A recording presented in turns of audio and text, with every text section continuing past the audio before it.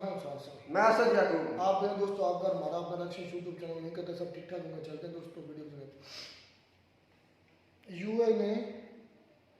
UAE ने दी पाकिस्तानी को warning. अच्छा जी, देखते हैं क्या वार्निंग दी। देखते हैं दोस्तों, क्योंकि इनके काम में कुछ इस तरह के, क्या करें यार।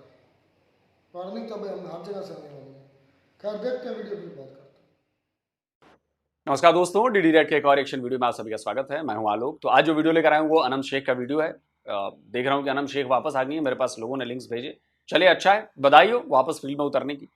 तो टाइटल है UAE warn Pakistanis stop stop terror, Pakistani uncle angry. अच्छा, तो जाहिर सी बात है वार्निंग तो अब आएगी ही, क्योंकि पाकिस्तान का चेहरा हो गया है पूरी दुनिया के सामने बेनकाब, और खासकर मुस्लिम देशों के सामने। उनको पता चल गया है कि पाकिस्तानी एक नंबर के लालची हैं, पाकिस्तानी एक नंबर के खतरनाक लोग हैं, और पाकिस्तान इस्लाम को एज ए वेपन यूज कर रहा है सबके खिलाफ, उसमें इस्लामिक देश भी। तो अब ये सच्चाई सामने आ गई। अब धीरे धीरे सारे जो इस्लामिक देश हैं वो पाकिस्तान से किनारा कर रहे हैं। तो चलिए, अब क्या कहते हैं भाई पाकिस्तान के लोग। सर बेसिकली क्वेश्चन मेरा आपसे ये है, हमारे पड़ोसी और हमारे ब्रादर ममालिक ने भी कहना शुरू कर दिया है और ये बात वार्न की है कि पहले दहशतगर्दी खत्म करो, उसके बाद हम कुछ करेंगे। मैं दुबई की बात कर रही हूँ। दुबई के शेख ने कहा है कि दहशतगर्दी को ऊपर यूएई पड़ोसी मुल्क है आपका। जियोग्राफी में अगर मैं देखूं तो यूएई का बॉर्डर पाकिस्तान से तो नहीं लगता, तो पड़ोसी मुल्क कैसे हो गया? मतलब जियो पॉलिटिक्स में इतनी समझ तो आना होनी चाहिए, मतलब कि दुबई को आप पड़ोसी मुल्क कैसे कह सकते हैं? दुबई का बॉर्डर आपसे नहीं लगते, और दुबई आपके पड़ोस में भी नहीं है। कंट्रोल करे पाकिस्तान, उसके बाद कोई और दूसरा काम हम देखेंगे पाकिस्तान के साथ। सर क्या कहेंगे कि दुबई और सऊदी जैसे ममालिक हम पे इस टाइम जो है वार्निंग कर रहे हैं। बेसिकली इसमें यह है कि पाकिस्तान शुरू से इन तमाम बड़े ममालिक जो इकॉनमी के स्ट्रॉन्ग ममालिक कहलाए जाते हैं, वेस्टर्न कंट्रीज़ हो गए और ये गल्फ़ कंट्रीज़ भी, पाकिस्तान शुरू से इनके हाथ में खिलौने के तौर पर यूज़ होता रहा है और ये करते रहे पिछले 77 साल में। हमारी लेबर को यूज़ करके और हमें एक तरीके से काउंटी समझ कर अपने ये चलाते रहे। पाकिस्तान इस वक्त दो राय पर खड़ा था। यूएस और चाइना के दरमियान एक यानी कोल्ड वॉर चल रही है। ये नज़र नहीं आ रही बाजार, लेकिन पेट्रो डॉलर के बाद ये जंग जो है ये शुरू हो चुकी है और इसमें पाकिस्तान एक मेन कैरेक्टर प्ले कर सकता है, लेकिन उसे किसी तरफ खींचने के लिए दोनों ताकतें यूज कर रही हैं। और पाकिस्तान चूंकि एक इस्लामिक कंट्री और हमारे वेस्ट यानी पड़ोस में अफगानिस्तान पिछले 77 साल से हमारा पड़ोसी है और इंडिया हमारा दोस्त नुमा दुश्मन एक पड़ोसी रहा है शुरू से। हम इन दोनों के दरमियान एक मुस्लिम कंट्री के तौर पर जो रोल प्ले कर रहे हैं, इसमें इस वक्त आपने गल्फ का नाम लिया, गल्फ के साथ दूसरे दीगर कंट्रीज भी इनके इंटरेस्ट हैं कि पाकिस्तान इसी तरीके से डिस्टर्ब रहे और ये पाकिस्तान को डिस्टर्ब करने में रोल प्ले करते हैं ताकि दुनिया की इकोनॉमी के अंदर उनका रोल पाकिस्तान को लेके एक काउंटी के तौर पर ही रहे। सर सिर्फ पाकिस्तान ही क्यों, हमारा बांग्लादेश हमसे अलग हुआ भाई, वो ऊपर चला गया। पाकिस्तानियों ने पाकिस्तान के ऊपर यकीनी कि बांग्लादेश अपनी इंडस्ट्री ले गए और अभी भी ऐसा होने वाला है अनकरीब, जो दीगर अब बच्ची कुछ इंडस्ट्री है। सर अफगानिस्तान की करेंसी हमसे बेहतर हो गई। इंडिया, हम जिससे निकले थे, इंडिया अपने नेशनल करेंसी में सर कितने ममालिक से ट्रेड कर रहा है, अपने सिक्के में कर रहा है, सिर्फ हम ही क्यों? इसमें आप ये देखें कि पाकिस्तान बेसिकली एक इस्लामिक नाम के ऊपर वजूद में आया। पूरी दुनिया को शुरू से ये इस नाम के साथ खिलता है और इसमें हमने अपनी बेसिकली जो स्ट्रॉन्ग अस्करी पावर को शुरू से लेके जो आगे बढ़े हम, और दुनिया में हमने गल्फ को हमेशा इसकी सपोर्ट की। सऊदीज हमें इसी सपोर्ट के साथ काउंट करते हैं कि वो हमें हमेशा जो है वो हमारी फौजी और अस्करी ताकत के साथ गिनते हैं। तो बांग्लादेश भी तो इस्लामिक देश बना, उसके खिलाफ लोग काम क्यों नहीं कर रहे हैं ऐसे? मतलब अभी अमेरिका को छोड़ दे, उसका तो इंटरेस्ट है, मतलब उन्होंने पाकिस्तान की तरह बांग्लादेश को क्यों नहीं रखा? बांग्लादेश कैसे ग्रो कर गया? अफगानिस्तान में इतने दिनों बाद तालिबान काबिज हुआ, वो भी ग्रो कर रहा है। बाकी जितनी मुस्लिम कंट्रीज हैं, मतलब उधर सूडान उड़ान छोड़ दें जहां पे सिविल वॉर वाले हालात हैं, तो टर्की देख लो आप, ओमान देख लो, बहरीन देख लो, इंडोनेशिया देख लो, मलेशिया देख लो, आप इधर यूएई देख लो, सऊदी देख लो, कुवैत देख लो, कतर देख लो, सब ग्रो कर रही है। सारे मुस्लिम कंट्रीज हैं, वो नहीं चुभती दुनिया की आंखों में। ये कौन सा चुराने की पाकिस्तान ही चुभता है? क्यों चुभेगा भाई? आपसे पहले भी इस्लामिक कंट्रीज बनी हैं, आपसे पहले और आपके बाद भी इस्लामिक कंट्रीज बनी है। आप ही खटा करे हो, बाकी कोई नहीं है। ये चूरन देना बंद कर दीजिए आप लोग, ये दलील काम नहीं आएगी। पाकिस्तान इसके बगैर नहीं देखा जा सकता। आप इकोनॉमी को अलग डिस्कस करें और अस्करियत को अलग डिस्कस करें, ये मुमकिन नहीं है। पाकिस्तान में अस्करियत डिस्कस होगी, इसके बाद इकोनॉमी डिस्कस होगी। बेसिकली हम एक अस्करी कंट्री हैं और वेस्टर्न हमें इसी पॉइंट ऑफ व्यू से देखते हैं और हमें इसी तरह डील करते हैं, और इकोनॉमी इसके बाद आती है। सर, अगर इस्लामिक की भी बात करें तो इस्लाम के नाम पर ये कंट्री बना, लेकिन आज तक अगर हम देखें तो इस्लामी जमहूरिया पाकिस्तान, हमें आज तक समझ नहीं आई कि इस्लाम चलाना है कि जमहूरियत चलानी है। दोनों चीजें चल नहीं पा रही, दोनों को साथ लेकर चलना चाहते हैं या एक को भी चलाना चाहते हैं, तो अभी तक दोनों ही मर्ज़ वजूद में नहीं आ पाई। ये अब हमारे जो पाकिस्तान में रूल करने वाली जो लोग हैं उनको अब इस पर सोचना होगा कि जो हमारी पिछले 77 साल पॉलिसी थी, हमें उसको रिवाइव करना चाहिए कि नहीं करना चाहिए। अगर हम उसको रिवाइव करेंगे तो हमें दुनिया को अब इकोनॉमी की साइड पर वेस्टर्न वर्ल्ड जिस तरफ हमें चाहता है, अगर हम उस तरफ जाते हैं तो हमें अपने इस्लामाइजेशन को छोड़ना होगा। जैसे तुर्की ने अपने उस फेस को एक तरफ करके दुनिया को दिखाया कि किस तरीके से तरक्की होती है, पाकिस्तान के लिए भी अगर तरक्की का एक शेप है तो वो इसी तरीके से मुमकिन है। देखें ना, अफगानिस्तान के अंदर मैं कल पढ़ रही थी, कल या परसों की खबर थी, अफगानिस्तान के अंदर उनकी गवर्नमेंट ने एक रूल पास किया है कि जो भी काम पे जाता है, अपनी जॉब्स पे जाता है, अगर एक टाइम की नमाज नहीं पढ़ेगा उसकी सैलरी डिडक्ट होगी, दूसरी टाइम की नहीं पढ़ेगा फिर सैलरी डिडक्ट होगी, तीसरे टाइम की नहीं पढ़ेगा तो उसको जॉब से निकाल दिया जाएगा। नहीं, ये भी मेरी नज़र में ये कोई रूल बेहतर नहीं है। आप यानी इस्लाम को हर जगह इस तरीके से इन्फ्लुएंस करते हैं तो बेसिकली आप इस्लाम का चेहरा भी दागदार करते हैं। इस तरीके से इस्लाम फैलाने का ना कभी था हिस्ट्री में, ये तो हमारी इस्लामिक हिस्ट्री के अंदर एक अजीब किस्म का मलगूबा बन गया।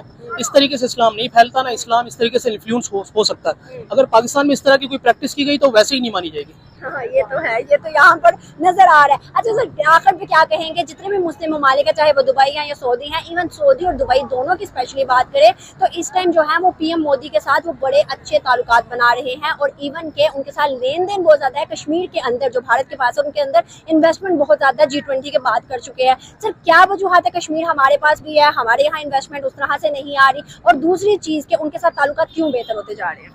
बेहतर, आप अगर इसको इसी तरीके से देखें कि जो ताकतवर होता है, जो मईशत में ताकतवर होता है, घर में एक भाई भी अगर स्ट्रांग होता है तो उसकी तरफ नज़र ज़्यादा होती है निस्बतन दूसरे भाइयों के जो कमज़ोर होते हैं। तो ये पूरी दुनिया में भी इसी तरह देखा जाता है बेसिकली।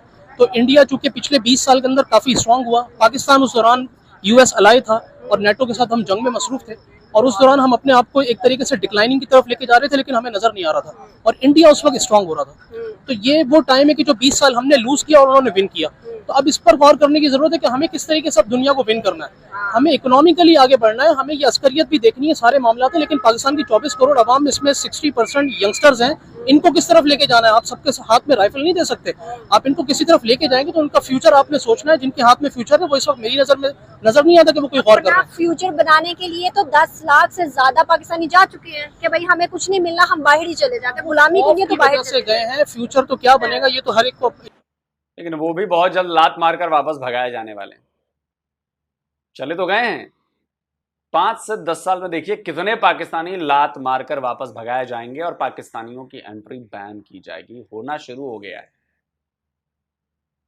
अभी खबर आई ग्रीस में पाकिस्तानियों ने फिर वो इंडियंस को अगवा कर लिया फिरौती के लिए। बताइए, ग्रीस जाकर वहां पर आप क्राइम कर रहे हैं, फिर ग्रीस की पुलिस ने पकड़ा 3 पाकिस्तानियों को, फिर देखा कह रहे तो इंडियन को अगवा किए पड़े हैं, फिरौती मांग रहे थे, वसूली कर रहे थे। अब बताइए कि धीरे धीरे ग्रीस क्या करेगा? ऐसी घटनाएं बढ़ रही है ग्रीस में। ग्रीस में वो पकड़े गए थे 8 लोग जो टेरर एक्टिविटीज में पकड़े गए थे, टेरर प्लॉटिंग कर रहे थे। ग्रीस में अक्सर महिलाओं के खिलाफ जो जुर्म होते हैं उसमें भी 50% पाकिस्तानियों का नाम आता है। तो बहुत जल्द जो है वो ग्रीस बंद कर देगा वीजा पाकिस्तानियों के लिए, और ऐसा हर कंट्री में होगा जो नॉन मुस्लिम कंट्री। फिर क्या करेंगे आप लोग पाकिस्तानियों? जो इतने पैसे लगा के गए हो, सब बर्बाद होने वाले हैं पाकिस्तानियों, सब। अब तुम लोग मेरी बात पर भरोसा करोगे नहीं। 4 साल से कह रहा हूं लेकिन सुनाई नहीं दे रहा था, अब देखो हो रहा है ना। अभी भी कह रहा हूं, इतने पैसे इन्वेस्ट करके कनाडा नोडा यूरोप मत जाओ, लात मार के भगाए जाओगे। नहीं मानना मत मान। यानी फ्यूचर तो किसी को नहीं पता होता, लेकिन वो खौफ है जो उनको इस मुल्क से लेके जा रहा है कि वो किसी तरह यहाँ से जाएं। यहाँ पर डिस्टर्बेंस है तो वो खौफ की वजह से बाहर निकले। अल्लाह करे कि वो सेट हो सारे पाकिस्तानी, लेकिन ऐसा मुमकिन नहीं है कि वो पूरी दुनिया, चूंकि इस वक्त यानी US वॉर के अंदर धकेली गई है और सारी दुनिया इसमें इन्वॉल्व है, पेट्रो डॉलर के अंदर यानी जो लड़ाई चल रही है, तो इसमें वहाँ भी जाके जॉबलेस लोग हैं। लेकिन ये कि फ्यूचर अच्छा ही हो, लेकिन हमारे मुल्क में स्टेबिलिटी के लिए हमें सोचना होगा कि इन लोगों को कैसे मुल्क में वापस लेके आया जाए और यहाँ पर स्टेबिलिटी बनाई जाए। सही बात है। दुबई को ये कह दे ये दहशत गर्दी है, कुछ शरपसंद आदमी की वजह से। अच्छा, कौन? ये जो शरपसंदी दहशत गर्दी है, ये जो शरपसंद इंसान होते हैं जो हुकूमतों को बर्बाद करना चाहते हैं, अच्छा, वो ये करवाते हैं। अच्छा, वो शरपसंद आदमी कौन है? कहते भारत करवा सकता है। भारत क्यों करवा सकता है? भारत हिंदू, सिख, मराठे, चूड़े चमार बड़ी कौमें आबाद है। अच्छा। और वो मुसलमान भी है, लेकिन मुसलमानों को वहाँ समझते नहीं कि उनका मुनज़्ज़म सिलसिला नहीं है। अच्छा, मतलब वहाँ पर सिर्फ और सिर्फ जो है मुसलमान मजलूम है, बाकी सारे जो है वो दहशतगर्द बने हुए हैं। हाँ, ये इस वास्ते है कि मुसलमानों का कोई सरबरा लायक नहीं है जो उन्हें हथियारों से मुनज़्ज़म कर सके। अच्छा। और यूपी और सीपी में अक्सरियत मेरे मामे नानी भी गुजरते यूपी की। अच्छा। अगर वो मुनज़्ज़म हो जाए तो दिल्ली भी यूपी के अंदर आए। अच्छा। और काफी जिला आए। अच्छा। तो इंशाल्लाह ताला वो हिंदुओं से बिल्कुल अलग थलग हो सकते हैं। अच्छा। अपना मुल्क बना सकते हैं। अच्छा, अगर मुझे बताइएगा, वो तो एक हिंदुस्तान है लेकिन उधर हर तरह के जो है मजहब रहते हैं। वो तो कहते हैं कि पाकिस्तान इतने मजहब रख के दिखाए जितने हम रख रहे हैं, हिंदू, सिख, ईसाई, यहूदी, हर तरह का मजहब वहाँ पर है। वो मेरी बेटी वो बेईमान है। अच्छा। वो बुत परस्त है। हाँ। उन्हें ये नहीं पता कि इस्लाम क्या तालीम सिखाता है। आप भी बेईमान हैं। आप बुतों को पूजा नहीं करते हैं। आप बुतों की पूजा करोगे ना तो ईमानदारी आ जाएगी। अच्छा लग रहा है सुनने में? हमारी बुराई करोगे तो हम भी तो छोड़ेंगे नहीं। मैंने फिर कहा, बुराई करोगे बुढ़ऊ तो हम भी बुराई करेंगे। हमें नीचा दिखाओगे, खुद भी नीचे जाओगे। ज्यादा मुसलमान है वहाँ पर, तो हमसे ज्यादा कलमा भी पढ़ा जाता होगा वहाँ। मेरी बेटी सुन, ये भी इंटरव्यू ले। इस कलमे देर दुनिया रहे ने, इस डुबे बेड़े तारे ने, सानू दसिया नबी प्यारे ने, पर ला इलाहा इल्लल्लाह। अरे गाना हराम है इस्लाम में। गाना क्यों सुना रहे हो बुढ़ऊ? इस्लाम में गाना हराम है।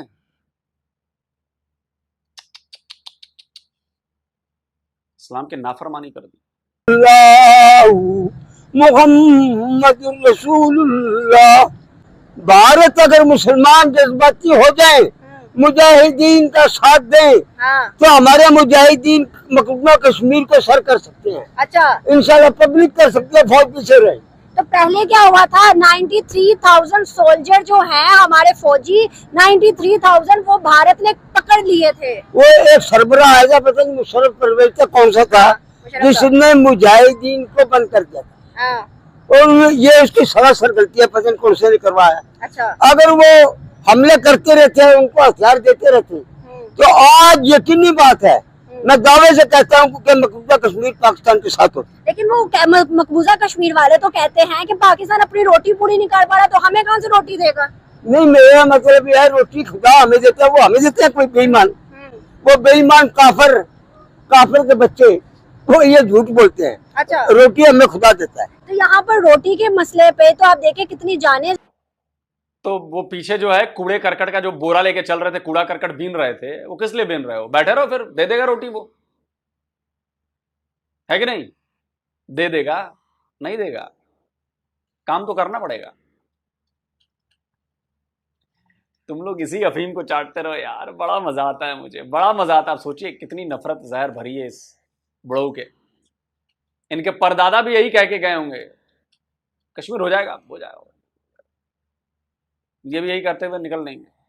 जा रही हैं, कितने बाप अपने बच्चों को मार रहे हैं, कितने घर तबाह हो रहे हैं। मेरी बेटी वो इंसान बेवकूफ है, उनके अंदर ईमान नहीं है, वो ईमान से खाली है। अंकल, अभी अगर हम देखें ना, हम कश्मीर की जंग लड़ रहे हैं, आपको नहीं लगता पहले हमें भूख अपनी रोटी की जंग लड़नी चाहिए, उसके बाद कश्मीर के ऊपर आना चाहिए? हाँ, ये तो बात है।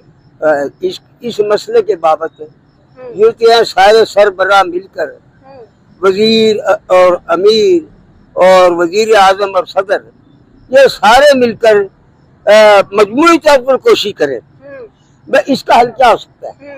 अच्छा अंकल, आपकी माशाल्लाह इतनी उम्र हो गई है, आपने कहा कि भारत जो है वो गद्दार है या जिस तरह से भी अल्फाज इस्तेमाल किया, आपको नहीं लगता कि इस टाइम जो है वो दोस्ती अमन पसंदी का है टाइम? हम जंगों में पड़े रहे तो हमारे ऊपर ही मसले मसाइल आएंगे, 4 जंगों का जो हम खमियाजा भुगत रहे हैं वो हम ही भुगत रहे हैं। वरना इंडिया के अंदर देखें तो आज हर चीज वाफर मिकदार में, तालीम है, IT है, खाने को है, हर चीज है वहाँ पर, और यहाँ पर इस टाइम लाले पड़े हुए हैं। आपको नहीं लगता हमें दोस्ती की तरफ आना चाहिए, जंगों को छोड़ देना चाहिए? मेरी बेटी, हमारे सरबराहों के अंदर सलूक नहीं है, अच्छा, इत्तेहाद नहीं है। तो फिर इंडिया को इल्जाम दे रहे हैं? इत्तेहाद हो हमारे लीडरों के अंदर और हुकूमत के अंदर तो इंशाअल्लाह ताला भूख नहीं रह सकती। अच्छा, ये मतलब रोटी का मसला हल हो सकता हमारे मुल्क में सब चीज है, वसाइल मौजूद हैं, बाज़ अमीर इतने हैं कि खरबपति हैं। इंशाअल्लाह ताला अल्लाह की रहमत से भारत के टुकड़े होंगे। अच्छा। और पाकिस्तान के टुकड़े नहीं होंगे। अच्छा, भारत के टुकड़े कैसे होंगे? 77 साल हो गया, नहीं हुआ, बांग्लादेश हमसे चला गया। अगर हमारे लीडर और हमारे वजीर और सदर और वजीर आजम, अमीर जो हमारे मुल्क के अंदर मुजाहिदीन है, सबका हर पाकिस्तानी ये दिल से चाहता है भारत के टुकड़े हो जाए, या अल्लाह भारत के टुकड़े हो जाए, टुकड़े हो जाए भारत के। सुनता ही नहीं है, आपका अल्लाह नहीं सुन रहा भाई, उल्टा उसने आपके टुकड़े करा दिए। अब देखो ना, ये तो रिजल्ट है ना, क्या होगा भविष्य में ये किसे पता, लेकिन पाकिस्तान के साथ तो ये हो गया है। जो भारत के टुकड़े कराना चाहता था उसका टुकड़ा खुद हो गया, उसी का टुकड़ा हो गया। अब बताओ, इसको पीएम बना दो भाई साहब, इनको ना बुजुर्ग को पीएम बना दो, इनको सब पता है। ये नहीं है तो लीडरान जो है वो जिम्मेदार हैं, ये नहीं है तो जी ऊपर वाला देगा, तो ले लो भाई। तो क्यों, पाकिस्तान तो अब तक सबसे चमकदार होना चाहिए था।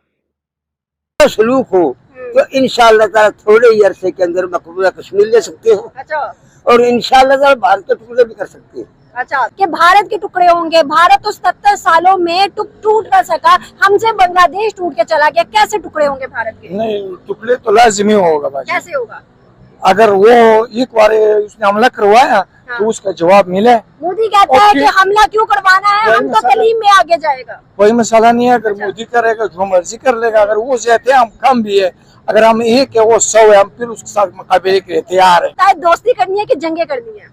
वो तो उसकी मर्जी है। हाँ, अगर हमने क्या करना, हमने क्या करना है? हम ये करने, अगर वो लड़ाई करने तो हम लड़ाई के लिए तैयार है, अगर वो दूसरी के लिए तैयार है, हम तो दूसरी के लिए तैयार है। जंगों से मसला, मेरा ख्याल में जंगों से मसला हल नहीं होने वाला। अच्छा, फिर कैसे होगा? ये ना कोई कारोबार करें, हम उनके साथ कारोबार करें, वो हमारे साथ कारोबार करें, मिल के अवाम का कुछ भला हो। ये जंगों में वो भी मर जाएंगे, टैक्स में आके हमने कुछ कर दिया तो फिर हम भी मर जाएंगे। तो इसलिए मैं आपके टेलीविजन के, आप ही मरेंगे। 4 लड़ाइयां लड़ी, मर कौन रहा है? आप।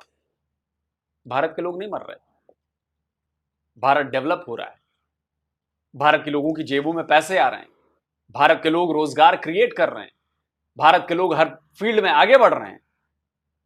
आपकी हर फील्ड मर रही है, आपकी फैक्ट्रीज बंद हो रही, आपके लाखों लोग बेरोजगार हो रहे हैं, आपके लोग खुदकुशियां कर जान दे रहे हैं अपनी अपनी, खाने को नहीं मिल रहा है उस वजह से। आपके लोग सड़कों पर हैं, भिखारी बने हुए हैं, दुनिया भर में फैल रहे हैं। ये सब मैसेज है, आप लोगों को ये मैसेज नजर नहीं आ रही क्या?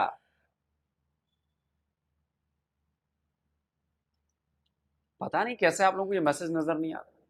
ठीक है भाई, अच्छा है, अच्छा है। साथों से ये कहना चाहता हूँ कि जंगे हल नहीं है, इतनी जंगे हुई हैं, हमारी तारीख बड़ी पड़ी है। कारोबार कर लें, उनके साथ बातचीत कर लें, उनके साथ बैठ जाएं, वो हमारे साथ बैठ जाए, कुछ हम दे दें, कुछ वो ले लें। तो इस तरह कोई दरमियान वाली रास्ता निकाल लें। अच्छा, मतलब हिंदू हो या मुस्लिम हो, हमें कारोबार करना चाहिए। हाँ, ये नहीं सोचना चाहिए कि वो हिंदू है या और वो मुसलमान है। कोई सारा कारोबार अल्लाह ताला की जात ने मुसलमानों के हाथ में नहीं दिया। हाँ। इस तरह अगर होता तो यहूदी हमारे ऊपर मुसल्लत ना होते। ये कारोबार के लिए हमें ये नहीं देखना चाहिए वो हिंदू है सिख है, हम अपने लाइन एक लाइन ड्रा कर रहे हैं, उसके ऊपर रहें, ना कोई वो वायोलेशन करे ना हम वायोलेशन करें। बिल्कुल सही बात है, ट्रेड बहुत ज्यादा जरूरी है, इससे आम आवाम को बहुत ज्यादा रिलीफ मिलेगा। मेरे ख्याल में इस तरह की कोई बात सोचनी चाहिए। सही बात। आप बाजी रोज टेलीविजन लेके दहशतगर्दी पाकिस्तान से नहीं होती, बाहर की जो कंट्री है वही करवाते हैं ये सारे। वो पाकिस्तान को स्टेबल नहीं देखना चाहते, वो चाहते हैं कि पाकिस्तान के अंदर अफरा तफरी रहे और किसी न किसी तरीके से वो हमारे लोगों को यूज करते हैं। अच्छा। इस्तेमाल करते हैं, हमारी जमातों को इस्तेमाल करते हैं और वो इस्तेमाल होते हैं। ऐसी बात नहीं है। अंकल कौन करवा रहा है पाकिस्तान के अंदर दहशतगर्दी, कौन कौन से ममालिक हो सकते हैं? ये सारे हमारे हमसाया जो दरीना हमारा दुश्मन है, आपको पता है इंडिया। अच्छा। वो तो लाजमी इस बात में उसका हिस्सा है। तो अब थोड़ा थोड़ा जो अफगानी है वो भी पेशावर की वजह से उनमें भी प्रॉब्लम आ गई है। अच्छा। अल्लाह इनको हिदायत दे। मैं तो कहूँगा ऐसी बात नहीं है। पाकिस्तान दहशतगर्द नहीं है, पाकिस्तान दहशतगर्द मुल्क का कभी भी नहीं है, ना था ना है। अंकल आपको लगता है हिंदू सुनो बे 25 करोड़ पाकिस्तानियों और मौलाना साहब सुन लो, पाकिस्तान दहशतगर्द मुल्क नहीं है तो ये 140 यूनाइटेड नेशन द्वारा डेजिग्नेट किए गए टेररिस्ट तुम्हारे यहां क्या कर रहे हैं? क्या कर रहे हैं वो? हाफिज सईद तुम्हारे यहां क्या कर रहा है? साजिद मीर तुम्हारे यहां क्या कर रहा था? ओसामा बिन लादेन तुम्हारे यहां क्या कर रहा था? अभी पिछले महीने ओसामा बिन लादेन के बहुत करीबी आतंकवादी एलटी के तुमने पकड़ा है, वो क्या कर रहा था तुम्हारे यहां? टीटीपी वाले क्या कर रहे हैं तुम्हारे यहां? अब्दुल रहमान मक्की क्या कर रहा था तुम्हारे यहां? कौन है ये लोग? टेररिस्ट। एक भारत में यूएन डेजिग्नेटेड टेररिस्ट बताओ कौन है भारत का? कौन है? नहीं मिलेगा। और तुम कहते हो कि पाकिस्तान टेररिस्ट कंट्री नहीं। पाकिस्तान टेररिस्ट कंट्री है और कोई झुठला दे इस बात को, और ये तुम्हारे भले के लिए कह रहा हूं। ये तुम्हारे लिए कैंसर हैं। अगर इस कैंसर को काट के तुम लोगों ने नहीं हटाया ना तो इन चंद हजार लोगों की वजह से करोड़ों लोग पिस रहे हैं, मर रहे हैं, अपने बच्चों को मार रहे हैं। बाकी तुम्हें समझना है समझो, नहीं समझना है मत समझो, तुम्हारी मर्जी।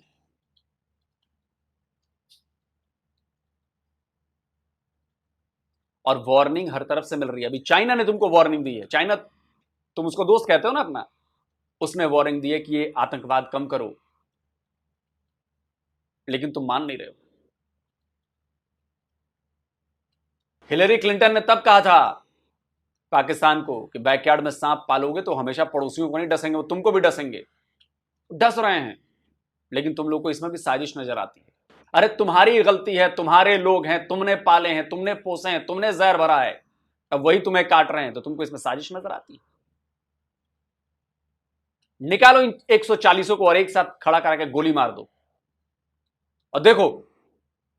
लेकिन चूंकि तुम्हारे ही पाले हुए हैं, तुम्हारे ही बनाए हुए हैं, क्योंकि इनका इस्तेमाल तुम्हें हमारे खिलाफ करना है, इसलिए तुम्हें लगता है कि नहीं नहीं नहीं छोड़ दो। और टेररिस्ट कंट्री नहीं है, सारी दुनिया झूठी है, पाकिस्तानी ही सच्चे हैं। ठीक है जी, बढ़िया। दोस्तों कमेंट करके बताएं क्या रहा इसका। जल्दी मिलता हूं एक और नए वीडियो के साथ। नमस्कार, जय हिंद। तो जी दोस्तों वीडियो होगी ख़त्म। ये बात तो सच है कि हमें पैसे भर कर या पैसे ज़ाया करके अब कहीं जाना नहीं चाहिए। मैं बात करना चाहूँगा अपनी ही। मैं पिछले दिनों वीज़ा कंसल्टेंट के पास गया हुआ था। मैं भी यूके के लिए ट्राई में हूँ, अगर मंजूर हुआ तो वीज़ा लग जाना है, मसला ही नहीं है। ज़ाहिर बात यूनिवर्सिटी की फ़ी बहुत ज़्यादा है, एमफिल के लिए, पीएचडी के लिए। तो जो हालात वे यूके के चल रहे हैं, फिर सोच रहे हैं कि यार पता नहीं क्या बनेगा, क्योंकि ज़ाहिर बात है यूके के अंदर जो दंगे हो रहे हैं वो सारे के सारे उसके अंदर पाकिस्तानी ज़्यादा मुलव्वस है और मुस्लिम मुलव्वस है, मुस्लिम और पाकिस्तानी मुलव्वस है।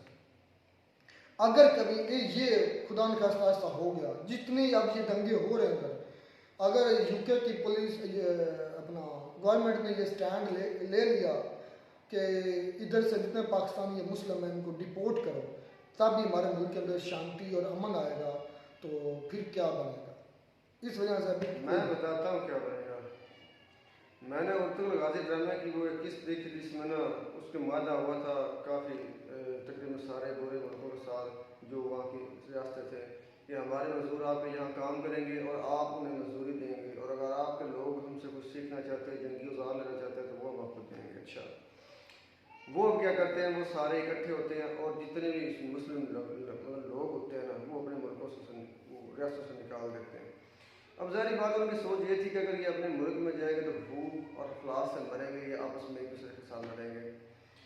तो उस्मान क्या करता है, वो कहता है कि अगर जिंदा रहना चाहते हो तो अब तुम्हारे पास एक ही तरीका है, और वो है इन पर अटैक करना, इन पर अटैक करना। इनकी जो तिजारती काफिले हमारे क्या ना चाहते, बात कंक्लूड करो, डायरेक्ट बात करो, डायरेक्ट करने लगा हूँ। उनका रास्ता ऐसा था कि उन्होंने जितने भी तिजारती काफिले थे ना उन क्रिश्चियन के, वो सारे बंद कर दिए। तो अब क्या आगे करना चाहिए? उनको मजबूरन वो सारे कॉन्ट्रैक्ट यार जैसा भी है, अब पाकिस्तानियों को क्या पाकिस्तान में अगर आवाम आती है ना, जितनी पाकिस्तान से बाहर गई है यूरोप में, अगर वो पाकिस्तान में आती तो एक ही मतलब मेरे भाई उसका निकलता है। अब बोलते कभी ये होगा नहीं, अगर ऐसा हुआ तो मेरे भाई पूरी दुनिया के लिए खतरा बन जाएगा, खास करके जो साफ। पाकिस्तान को क्या करना चाहिए, यूके को अब क्या करना चाहिए? मैं ये पूछ रहा हूँ, तुम कहीं बाल को गोल मोल कर रहे हो। तुमने एग्जांपल दी ना, अर्तुगरुल गाजी ने ये किया तो वो किया, तो उसको फिट करो ना, कहीं बताओ ना कि ऐसा करना चाहिए। पाकिस्तान पर यहाँ फिट ये होता मेरे भाई कि जो होश के नाखून ले जो हुकूमतें बैठी हैं पाकिस्तान की, उन्हें मेरे भाई इन लोगों के बारे में अपने एतमाद को बहाल करना चाहिए। अच्छा, फिर वो क्या नाम, अनम शेख था या क्या उसका लड़का नाम था, मुझे लेकिन पाकिस्तानी लोगों से नहीं समझ आती, ये उठाते हैं माइक और चले जाते हैं बेइज्जती हमारी करवाने। यूं ही कहाँ हमारा पड़ोसी है, जोग्राफी लिहाज से आलोक साहब ने भी यही शामिल यूं ही पड़ोसी तो वो जिनकी आपके पास वो शायद उस बात पर चले गए होंगे कि जो आसपास के 40 मुल्क हैं उनमें कहीं वो भी शामिल होगा। नहीं, पड़ोसी कैसे है यूं है हमारा? लोग सब ने सिर्फ बॉर्डर की बात की है, तो पड़ोसी का तो मतलब कुछ और भी होता है, शायद आपको पता होगा अच्छी तरह से मेरे साथ। अच्छा, सबसे बड़ा चुरन जो हमें आजकल खिलाया जाता है, भाई हम एक इस्लामिक रियासत हैं, हम कलमे के नाम पर बड़े हैं, हमारे पास आदमी ताकत है, इसलिए जो बैरूनी ताकतें हैं वो हमारे खिलाफ साजिशें कर रही हैं और हमें आगे बढ़ने के लिए हमें आगे नहीं बढ़ने दे रही। तो मेरा सवाल, आलोक सर ने भी यही बोला कि मेरा सवाल ये है, फिर ये जो बांग्लादेश का टका हमसे कम था, वो 2 गुना 3 गुना हमसे आगे कैसे चले गया? फिर ये जो तुर्की था, वो भी मुस्लिम कंट्री, वो कैसे फिर ग्रो कर रहा है?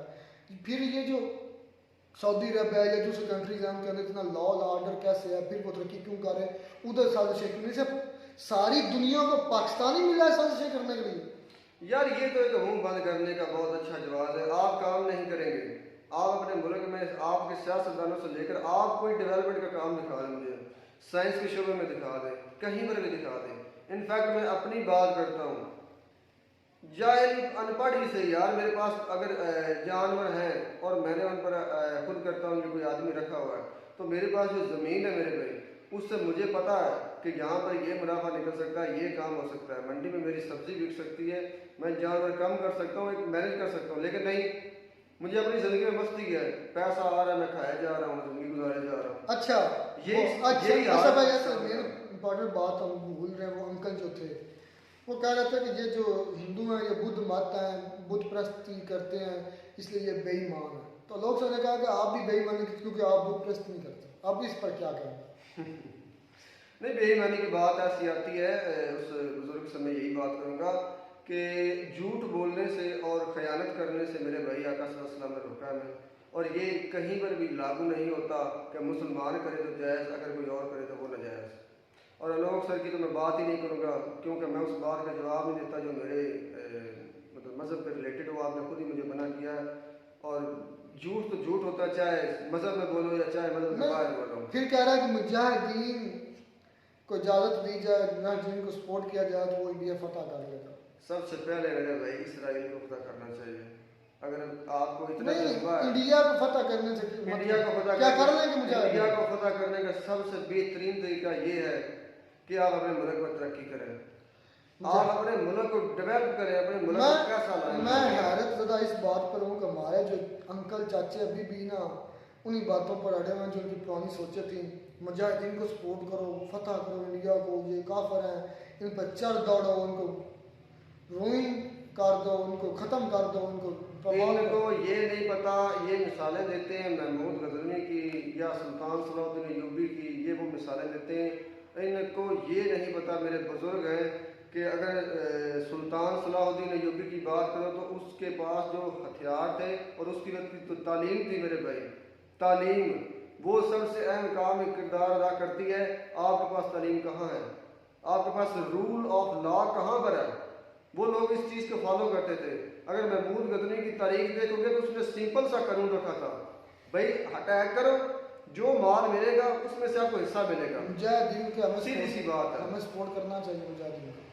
पहले तो मुझे ये बताओ कि मुजाहिद कहते किसे हैं और किस जो अल्लाह के लिए जिहाद करते हैं, जो मुसलमान अल्लाह के लिए जिहाद करते हैं, किन के जो खिलाफ? इंडिया के खिलाफ हो या किसी के भी खिलाफ जहाँ जुल्म हो रहा हो उधर जिहाद जो करते हैं।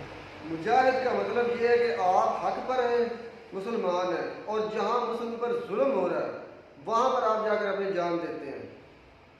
पहले तो ये चीज़ तलाश करो कि क्या वाकई जिस जगह पर आप जा रहे हैं वहाँ पर वाकई जुल्म हो रहा है, और जिन लोगों की मदद के लिए आप जा रहे हैं क्या वो आपका साथ दे रहे हैं? पाकिस्तान एक दहशतगर्द मुल्क है। 139 140 टेररिस्ट एंटिटीज़ जो है पाकिस्तान के अंदर, जिसके मिसालें दी लोग सर ने, मुल्ला हाफिज सईद, मैंने वो सारी बातें सुनी। मुझे एक बात है पूरे इंडियन से, और मैं कहता हूँ कि मैं एक तरह से गाली निकालता हूँ आपको, अगर आप पाकिस्तान को दहशतगर्द मुल्क कहते हैं, अफगानिस्तान को मुल्क क्यों नहीं मानते? फिर ये जो अफगानिस्तान अफगानिस्तान करते हो यार उनकी डायरेक्ट बात करो ना, वो किसी को माने या ना माने, वो तुम क्या वो उनके अंदर आलोक साहब ने कहा हमारे यार अफगानिस्तान क्या तेल लेने, मुझे ये बताओ उनके अपने मुल्क के अंदर कोई टेररिस्ट स्टेट दिखा दो। कंपैरिजन करने बैठ जाते हो पाकिस्तान का कि इनके मुल्क में ये टेररिस्ट है, वो फला, ये कौन करता है? और ये इदारा क्या औकात रखता है कि किसी मुल्क के किसी बाशिंदे को आप ये कह दें? अगर कह सकते हो तो फिर उस मुल्क को और उस जो महकमा बनाया गया है या जो स्टेट बनाई गई है जो ये डिग्नेट करते हैं कि ये दहशतगर्द है, उनकी क्या ये औकात है कि इस मुल्क से ये लोगों को उठा कर ले जाए? गिरा पड़ा ही मुल्क सही पाकिस्तान का, कोई एक बताओ कि आकर तुम डायरेक्ट ले जा सकते हो? अब तुम अमेरिका की बात करोगे उसामा बिन लादेन की, तो मेरे भाई वो उसका हिस्सा ही नहीं है। उस जो बनाई वो एजेंसी है जो डिग्नेट करती है, बताती है कि ये एजेंसी नहीं है, ये इंटरनेशनल एक फॉरम है जो कुछ भी है, तो वो मेरे भाई पाकिस्तान की आर्मी के साथ मिलकर साजबाज करने के बाद उसे ले जाया गया था।